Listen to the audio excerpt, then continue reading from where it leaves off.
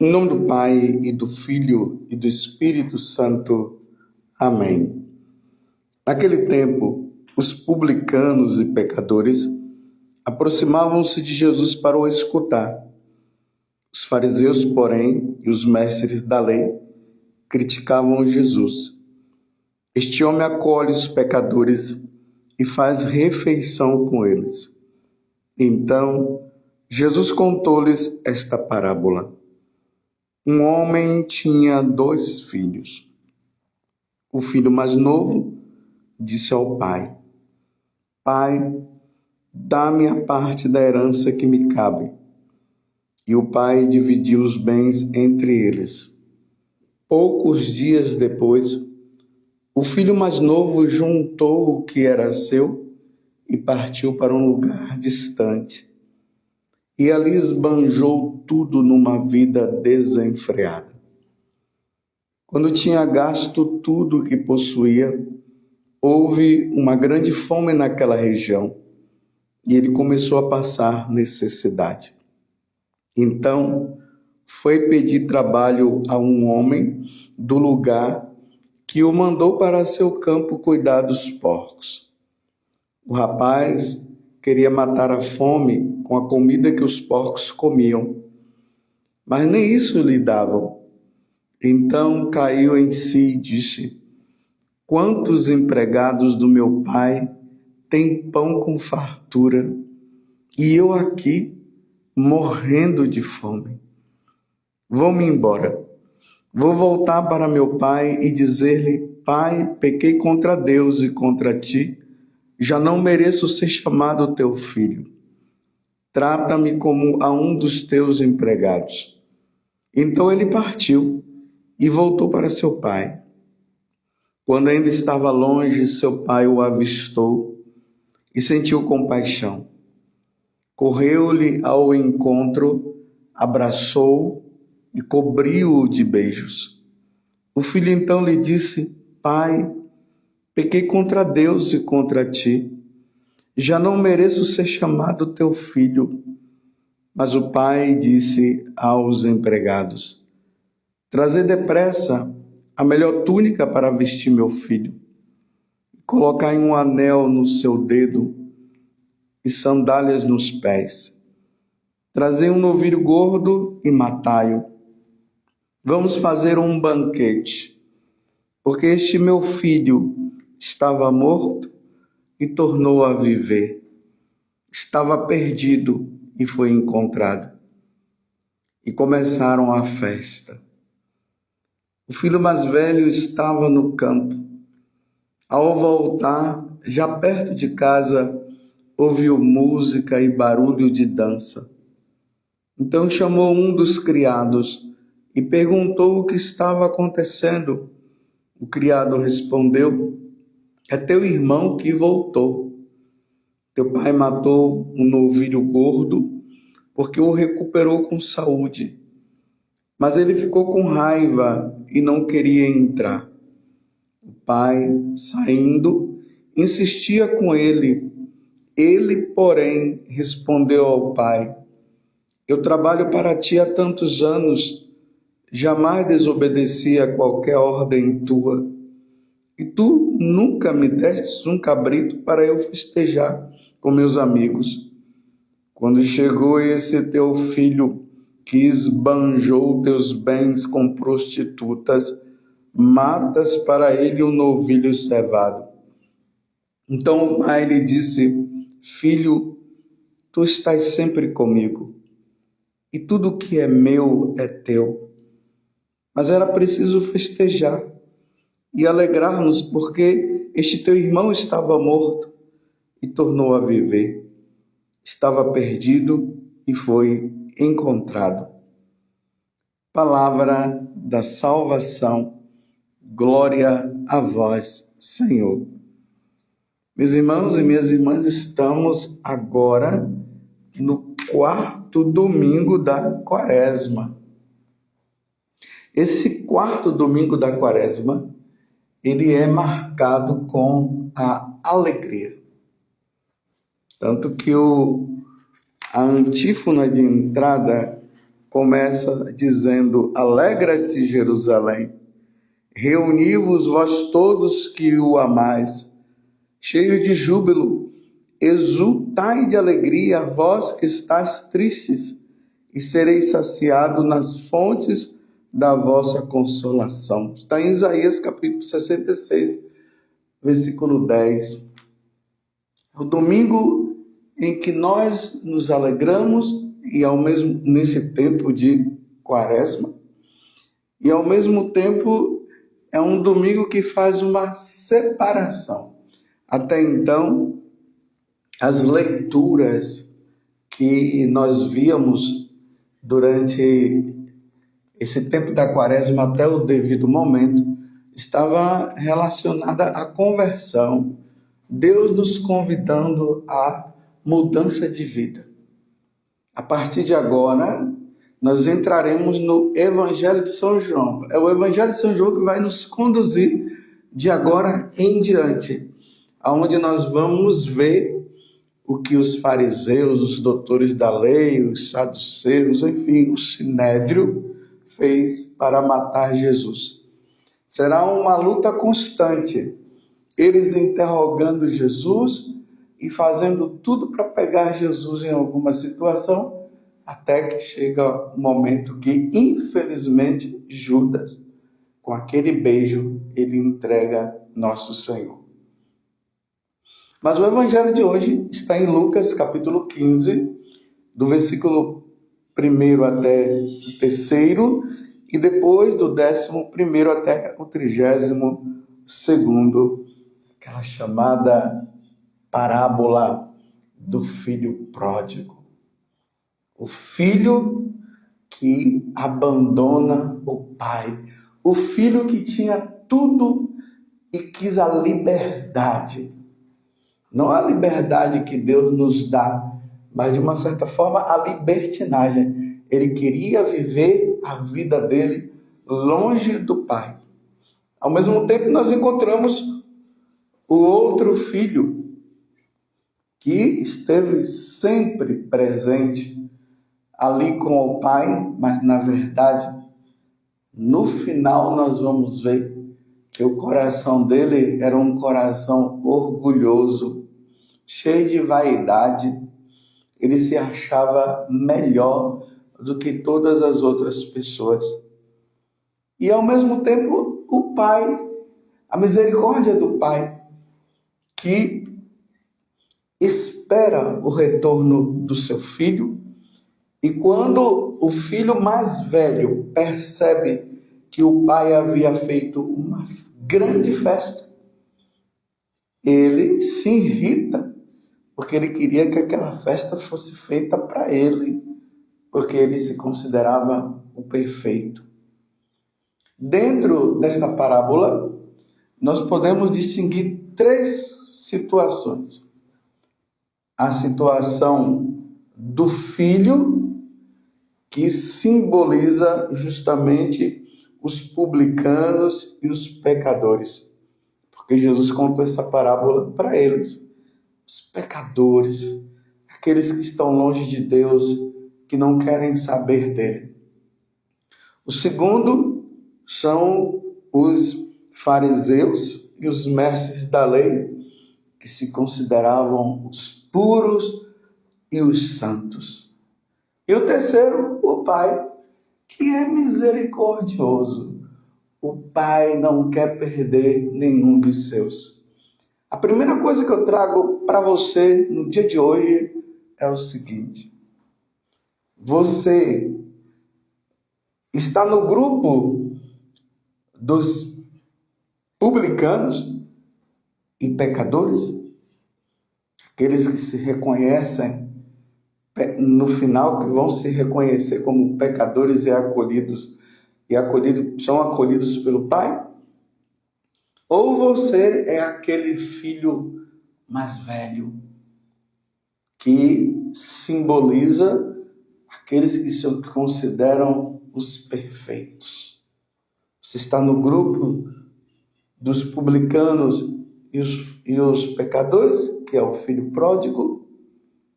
Ou você está no grupo do mais velho, que são os fariseus e os doutores da lei, que se consideram os melhores.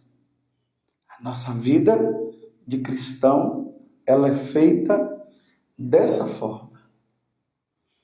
Nós precisamos ser os pecadores, os publicanos convertidos.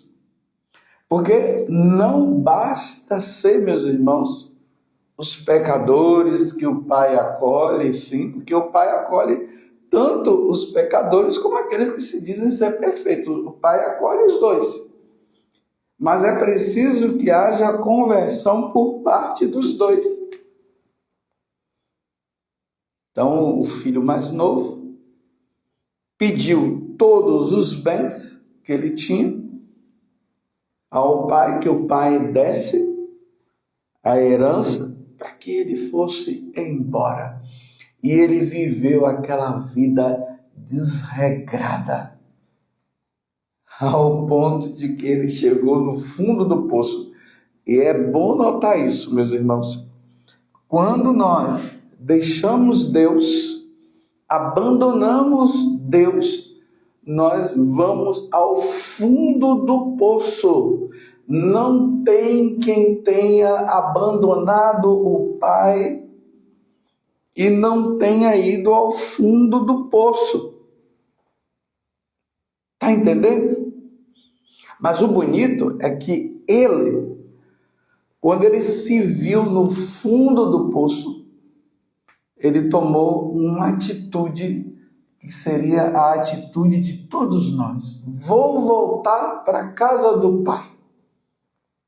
Até na casa do Pai, aquela pessoa mais simples, ela come muito bem, e eu, como filho dele, estou aqui comendo porcaria, lavagem de porco. Eu vou voltar para a casa do Pai. E ele voltou. E aqui o bonito, meus irmãos, o Pai não quer nem ouvir o que ele queria dizer. O Pai simplesmente acolhe ele, dá um beijo, abraça e ainda coloca um novo anel no dedo dele, como sinal de uma aliança. E agora aquele filho não seria mais bobo de querer voltar àquela vida errada que ele havia vivido. Voltou para a casa do Pai.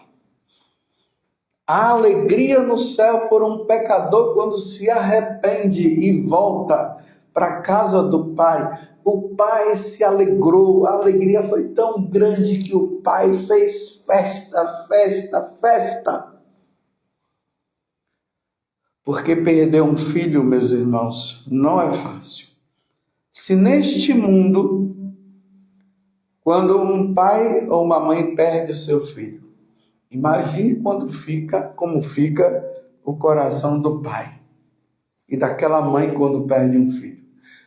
Desolado, porque essa é a verdade. O pai jamais quer perder os seus filhos, não quer. Mas que alegria quando o filho volta.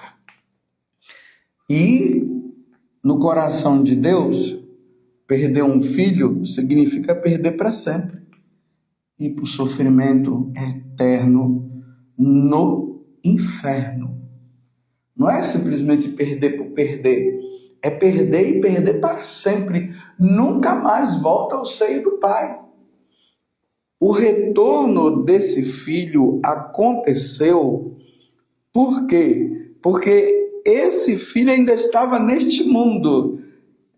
Por estar nesse mundo, o arrependimento nos leva de volta à casa do Pai. Só que depois da morte não há arrependimento. Não existe isso de depois que morrer a pessoa vai dizer: ai, Pai, pequei contra o céu, pequei contra ti, pequei contra Deus. Depois não há mais nada disso, meus irmãos. O arrependimento é hoje, enquanto nós estamos vivos. Imagine quantas pessoas que morreram sem o devido arrependimento. E quando chegaram lá do outro lado, eles viram a alegria, a felicidade de estar com Deus, eles não puderam mais. Não puderam mais ficar com Deus, porque morreu daquela forma. O convite agora, a conversão, a mudança de vida. Aí Deus faz uma festa, mata um novilho e se alegra. A morte de Jesus na cruz é justamente isso.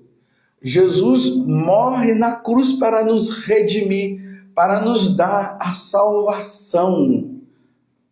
A crucificação de nosso Senhor Jesus Cristo é para que haja festa no céu. Você está entendendo? Toda vez que nós olharmos para a cruz, como eu estou olhando agora, e vendo ali a imagem do crucificado, eu tenho que primeiramente pedir perdão a Deus, e segundo, me alegrar pela salvação que Ele me deu. A cruz, o crucificado é a porta de entrada para o céu. Você está entendendo? A cruz, ela se tornou bênção. Para os romanos, para os judeus, a cruz era sinal de maldição. Mas em Jesus Cristo, a cruz tornou-se bênção. Bênção para mim, bênção para você. Se hoje eu me alegro dizendo que um dia estarei no céu e você também, foi graças ao Senhor. Quando nós olhamos para a cruz, nós devemos ter em mente isso. Eu preciso voltar, eu preciso largar o pecado, eu preciso largar tudo aquilo que ofende a Deus. Eu não posso mais viver numa vida de pecado, numa vida desregrada.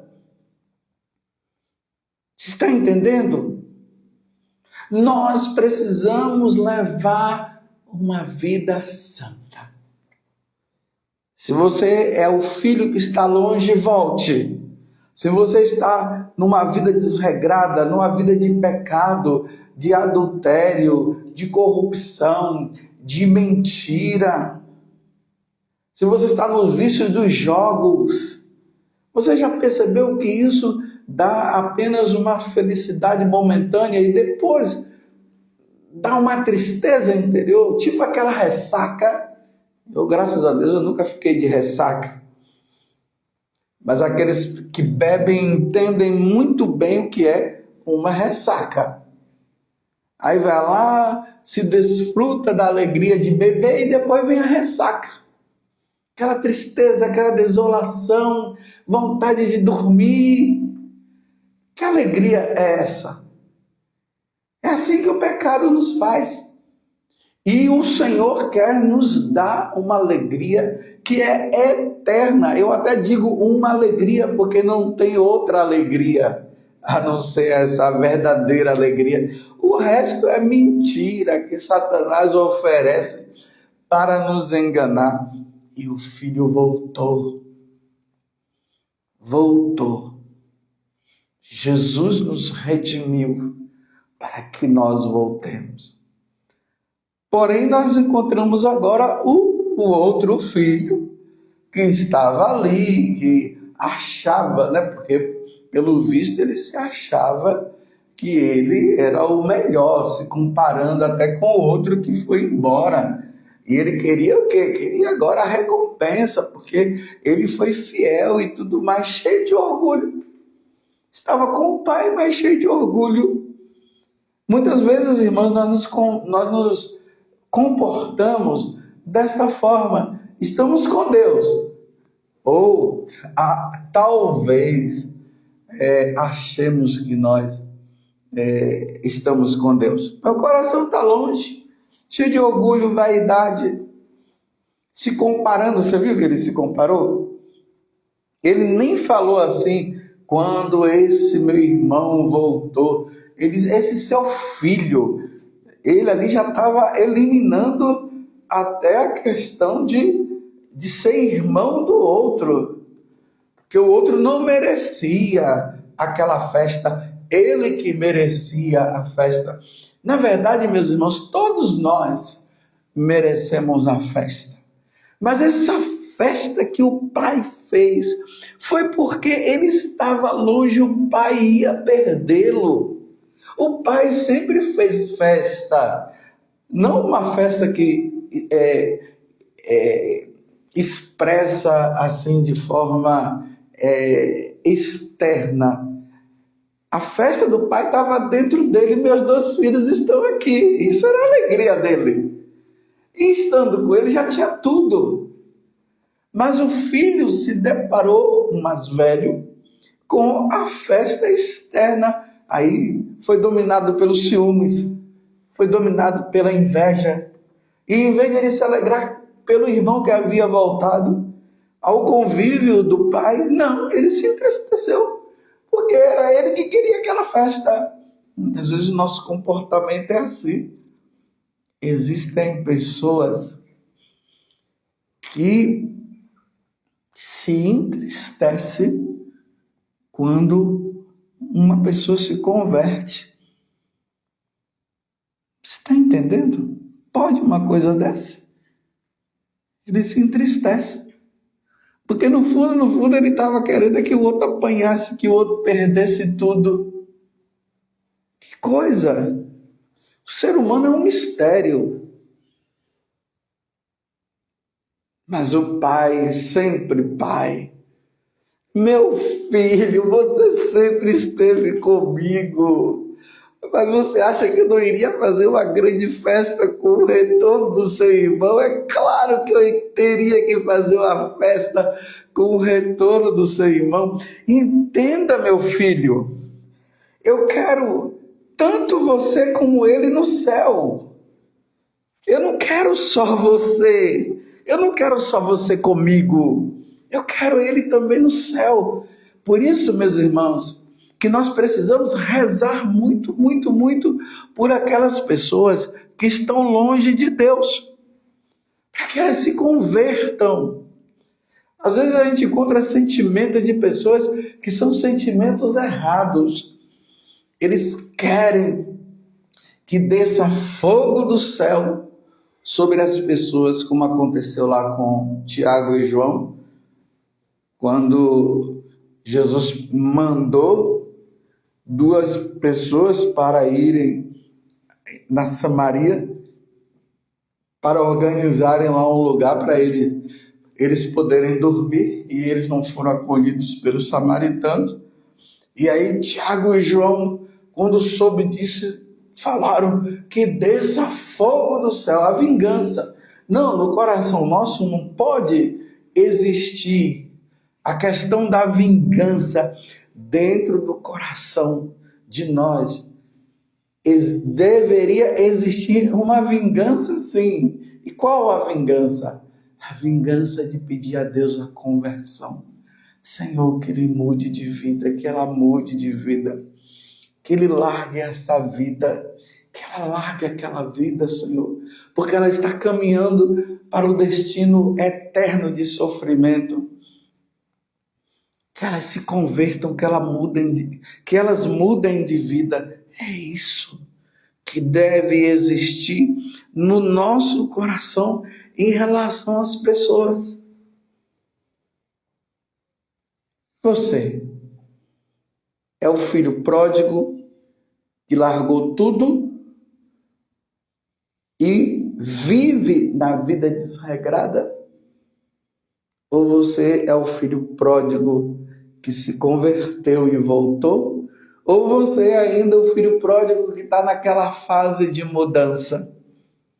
Quer uma situação ou outra, volte. Deus está dizendo, vinde a mim. Como na segunda leitura hoje, São Paulo está recomendando e dizendo a nós que nós devemos ser homens novos. Nós somos criaturas novas. O mundo velho desapareceu, tudo agora é novo e tudo vem de Deus, que é por Cristo. Por Cristo, porque por Cristo nós fomos reconciliados com o Pai.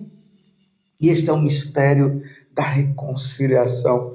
Depois vocês peguem, está na segunda carta aos Coríntios, capítulo 5, do versículo 17 até o 21. Deus nos reconciliou por meio de Jesus Cristo. E se Deus nos reconciliou por meio de Jesus Cristo, vamos voltar. Vamos voltar para Deus, vamos ser de Deus. Ou você é aquele filho, o mais velho, o bonitinho, que está ali com Deus, e faz tudo que Deus manda, faz tudo certinho, mas na verdade vive um orgulho grande. Só pensa em si, tudo para mim. Em que situação você está? Em que situação você está, Padre José Augusto? Senhor, ajudai-me na conversão, ajudai-me a viver a verdadeira reconciliação. É a verdadeira conversão, na verdade. Ajudai-me a viver a verdadeira conversão. Ó Virgem Santíssima, não permitais que eu viva e nem morra em pecado mortal. Em pecado mortal eu não hei de morrer, porque a Virgem Santíssima há de me valer. Valei-me, Virgem Santíssima. Louvado seja nosso Senhor Jesus Cristo, para sempre seja louvado, e a sua Mãe Maria Santíssima, e desça sobre você a bênção de Deus Todo-Poderoso, Pai, Filho e Espírito Santo. Amém.